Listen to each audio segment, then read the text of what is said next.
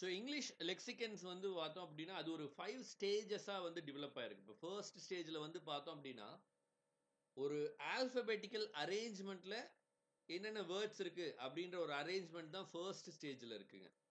சரிங்களா?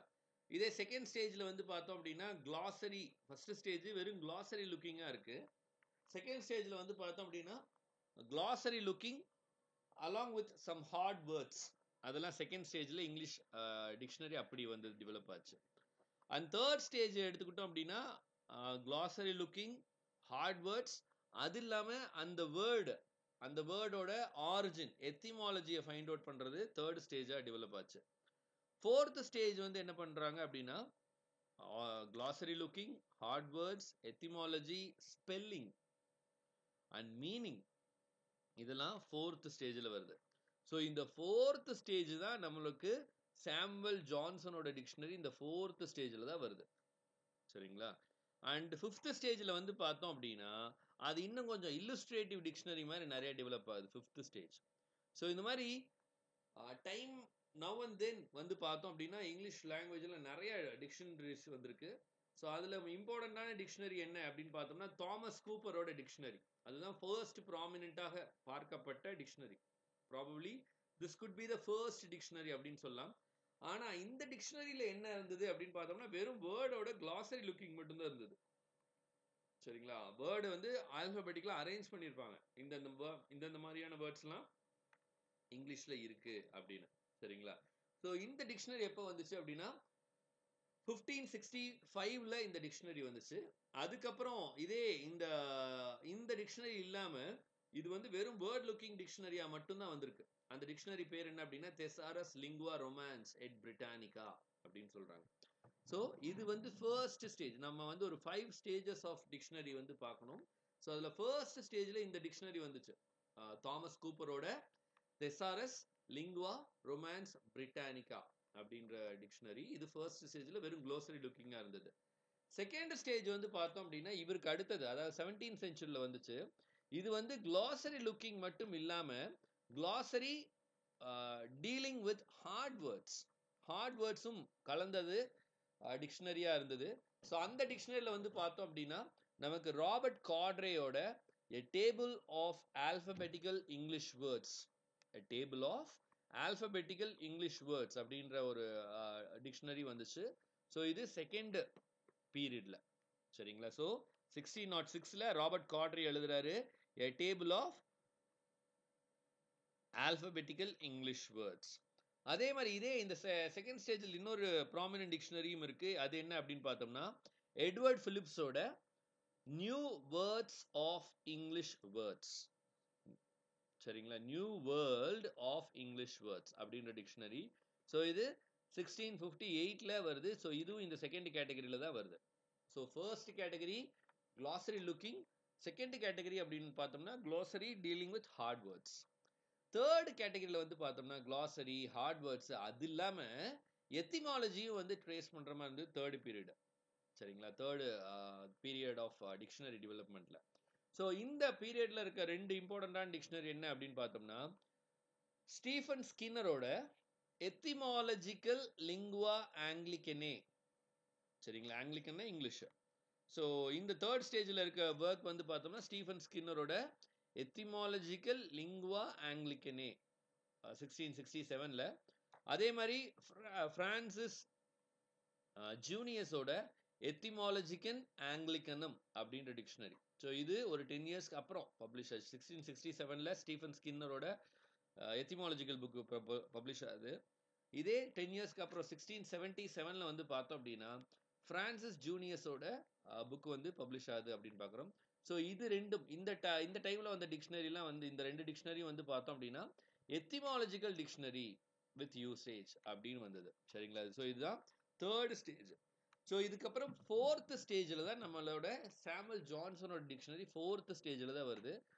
So fourth ஸ்டேஜில் இதுக்கு முன்னாடி சாமுவல் ஜான்சனுக்கு முன்னாடி நிறைய பீப்புள் கான்ட்ரிபியூட் பண்ணியிருக்காங்க அந்த டிக்ஷனரிலையும். ஸோ இந்த ஃபோர்த் ஸ்டேஜ் டிக்ஷனரியில் வந்து பார்த்தோம்னா ஸ்பெல்லிங்கு, மீனிங்கு, எத்திமாலஜி எல்லாமே டீல் பண்ணுச்சு. ஸோ அதில் ஃபோர்த் ஸ்டேஜில் நம்ம ஒரு இம்பார்ட்டண்டான டிக்ஷனரி அப்படின்னு பார்த்தோம்னா 1708ல் ஜான் கர்சேயோட டிக்ஷனரியம் ஆங்கிலோ பிரிட்டானிக்கம் அப்படின்னு ஒரு டிக்ஷனரி பப்ளிஷ் ஆச்சு. இதுக்கு இன்னொரு நேம் என்ன அப்படின்னா general English dictionary. And Henry காக்ராமோட English dictionary, the English dictionary or an interpreter of hard English words, இது 1623ல வந்துச்சு. ஸோ இது வந்து பார்த்தோம் அப்படின்னா இந்த வேர்டில் தான், இந்த புக்கில் தான் வந்து டிக்ஷனரி அப்படின்ற வேர்டே வந்துச்சு. அதுக்கு முன்னாடிலாம் வந்து பார்த்தோம் அப்படின்னா டிக்ஷனரியம், அதே மாதிரி table of alphabetical English words, new world of English words, சரிங்களா, எத்திமாலஜிக்கம் அப்படின்ற வேர்ட்ஸ்லாம் இருக்கு இல்லைங்களா. இந்த டிக்ஷனரியில தான் ஈவன் ஜான் கேர்சி வந்து பார்த்தோம்னா டிக்ஷனரியம் அப்படின்னு தான் ப்ரொனவுன்ஸ் பண்ணியிருக்காரு. ஸோ இந்த ஹென்ரி காக்கர்மேன் தான் முதல்ல டிக்ஷனரி அப்படின்னு ப்ரொனவுன்ஸ் பண்றாரு. சரிங்களா, வேர்டே வருது. அதே மாதிரி 1730ல வந்து பார்த்தோம் அப்படின்னா நேதன் பெய்லி வந்து என்ன பண்றாரு அப்படின்னா மறுபடியும் டிக்ஷனரியம் பிரிட்டானிக்கம் அப்படின்னு எழுதுறாரு. விச் இஸ் இப்போ அதை எப்படி டிரான்ஸ்லேட் பண்றாங்கன்னா எ மோர் கம்ப்ளீட் யூனிவர்சல் இங்கிலீஷ் டிக்ஷனரி அப்படின்னு சொல்றாங்க. அண்ட் ஃபைனலா தலைவன் வந்துட்டார், சாமுவல் ஜான்சன். அவரு 1755ல.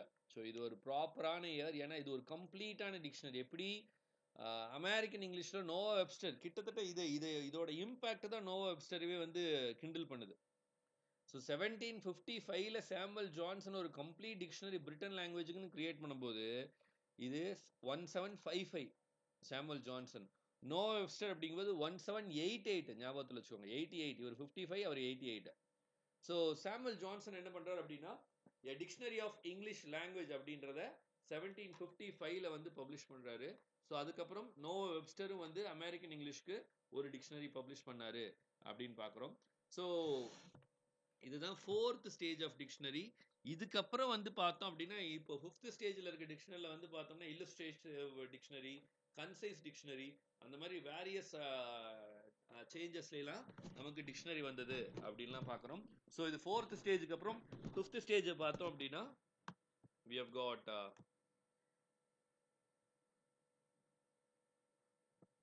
5th பீரியட்ல வந்து பார்த்தோம் அப்படின்னா நிறைய அந்த டிக்ஷனரியோட இதே வந்து மெச்சூரிட்டியை ரீச் பண்ணுது. ஸோ சார்ல்ஸ் ரிச்சர்ட்சன் என்ன பண்றாரு அப்படின்னா a new dictionary of English language அப்படின்னு 1836ல பப்ளிஷ் பண்றாரு.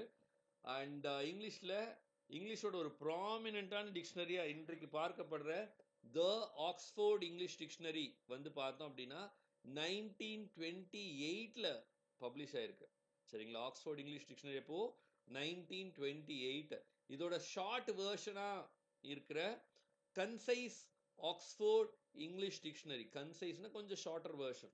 ஸோ அது வந்து பார்த்தோம் அப்படின்னா 1911. ஸோ கம்ப்ளீட் இங்கிலீஷ் டிக்ஷனரி வந்து பார்த்தோம் அப்படின்னா 1928. ஸோ நோவா வெப்ஸ்டரோட அந்த ஆல்பபெட்டிக்கல் அந்த ஸ்பெல்லிங் புக்குக்கு தான் வந்து 1788. நோவா வெப்ஸ்டரோட கம்ப்ளீட் இந்த book the American dictionary of English language, இது எப்போ பப்ளிஷ் ஆச்சு அப்படின்னா the American dictionary of English language வந்து it was publish in the year 1828 அப்படின்னு பார்க்குறோம். அண்ட் இந்த புக்கு வந்து நிறைய டெவலப்மெண்ட் ஆகி இப்போ Webster third new international dictionary of English language அப்படின்னு 1961லையும் பப்ளிஷ் ஆச்சு. ஸோ இந்த மாதிரி டிக்ஷனரியோட சேஞ்சஸ் தொடர்ந்து அப்படியே டெவலப் ஆகி நிறைய டிக்ஷனரி வர ஆரம்பிக்குது.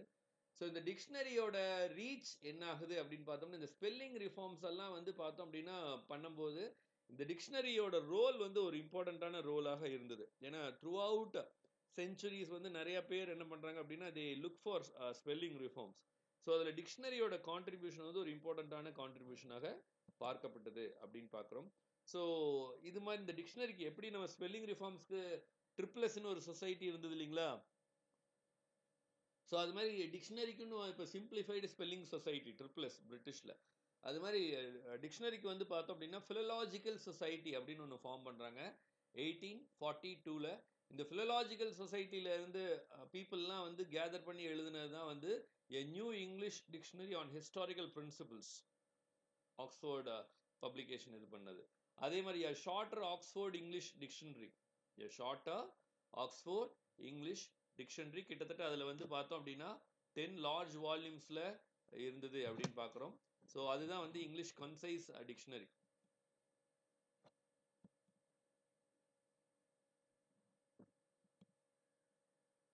ஸோ இங்கிலீஷ் டிக்ஷனரி மாதிரியே கிராமர் புக்கும் வந்து டெவலப் ஆச்சு. நிறைய கிராமர் புக்கு, கிராமருக்கான புக்கு வந்து நிறைய டெவலப் ஆச்சு. ஸோ அந்த மாதிரி கிராமர் புக்கில் வந்து பார்த்தோம் அப்படின்னா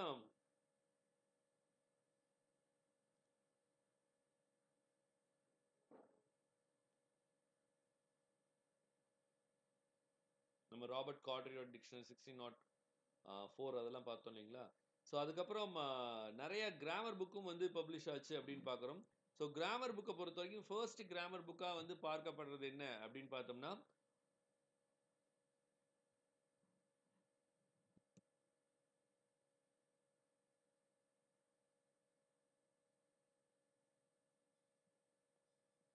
ராபர்ட் லவுட்ஸ்.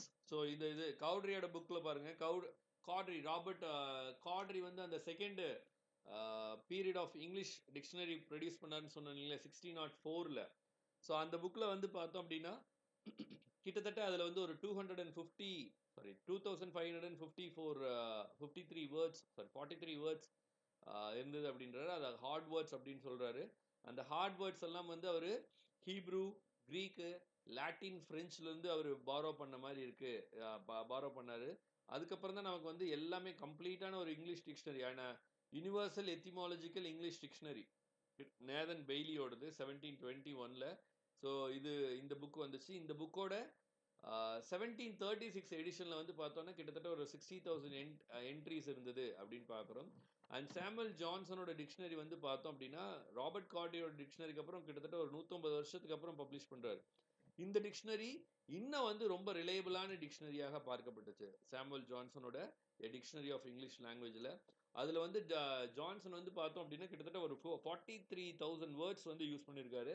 இந்த 43,000 வேர்ட்ஸும் வந்து பார்த்தோம் அப்படின்னா ஆக்ஸ்ஃபோர்ட் இங்கிலீஷ் டிக்ஷனரியில் காம்ப்ரிஹென்சிவ் டிக்ஷனரியில் இதுவும் இருந்தது அப்படின்னு பார்க்குறோம். அண்ட் நிறைய பீப்புள் இந்த டிக்ஷனரிக்கு வந்து ப்ராப்பராக கான்ட்ரிபியூட் பண்ணியிருக்காங்க அப்படின்றோம். அந்த ஜான்சன் யூஸ் பண்ண வேர்ட்ஸில் நிறைய வேர்ட்ஸ் இன்றளவுக்கு வந்து அப்படியே அதே வேர்ட்ஸ் இன்றளவுக்கும் யூசேஜில் இருக்குது அப்படின்னு பார்க்குறோம்.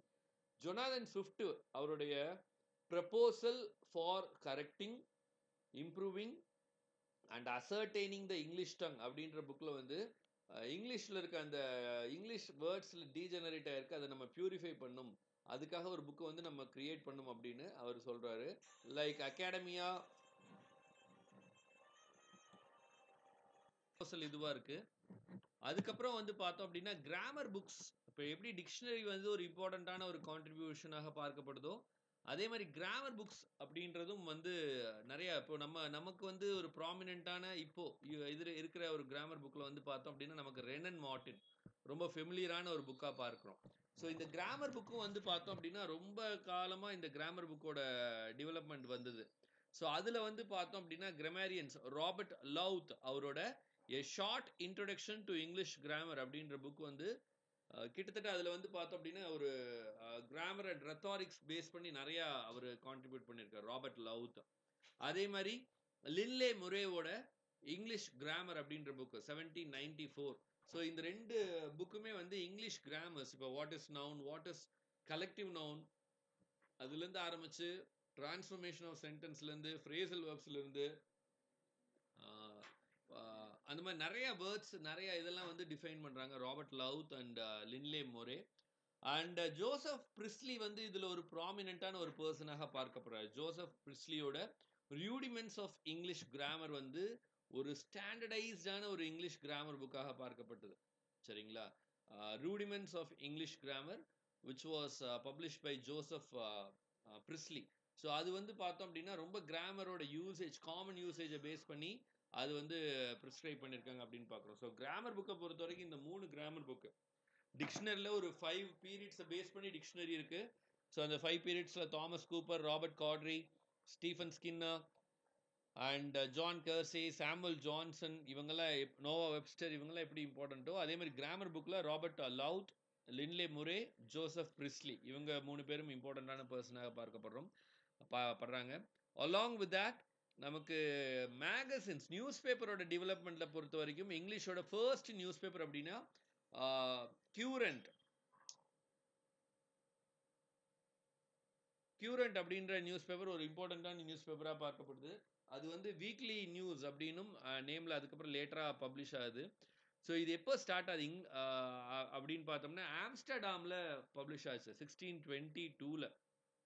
சரிங்களா, 1622 ஆம்ஸ்டர்டாமில். So Amsterdam which is not in England அப்படின்னு நமக்கு தெரியும். ஸோ இங்கிலாண்டில் வந்து பப்ளிஷ் ஆன first news paper, first English news paper அப்படின்னா Corante or weekly news. So first professional news paper in England அப்படின்னு பார்த்தோம்னா ஆக்ஸ்ஃபோர்ட் கெசட். அந்த ஆக்ஸ்ஃபோர்ட் கெசட் வந்து லேட்டராக லண்டன் கெசட் அப்படின்னு நேம் சேஞ்ச் ஆச்சு. ஸோ இதுதான் இங்கிலாண்டில் இருந்த ஃபர்ஸ்ட் ப்ரொஃபஷனல் நியூஸ் பேப்பர் அப்படின்னு பார்க்குறோம் 1665 கிட்டத்தட்ட ஒரு 43 இயர்ஸ்க்கு அப்புறம். அதே மாதிரி நியூஸ் பேப்பர் அப்படின்னா அந்த டைம்லாம் வந்து டெய்லி வர்ற நியூஸ் பேப்பராக இல்லை. நியூஸ் பேப்பர் என்ன ஆச்சு அப்படின்னு பார்த்தோம்னா வீக்லி ஒன்ஸ் வரும், மந்த்லி ஒன்ஸ் வரும், அல்லது ஃபோர்த் நைட்டாக வரும். ஃபோர்த் நைட் இந்த சென்ஸ் 14 days ஒன்ஸ் 15, அதாவது மந்த்லி ட்வைஸ், அதுதான் ஃபோர்த் நைட்.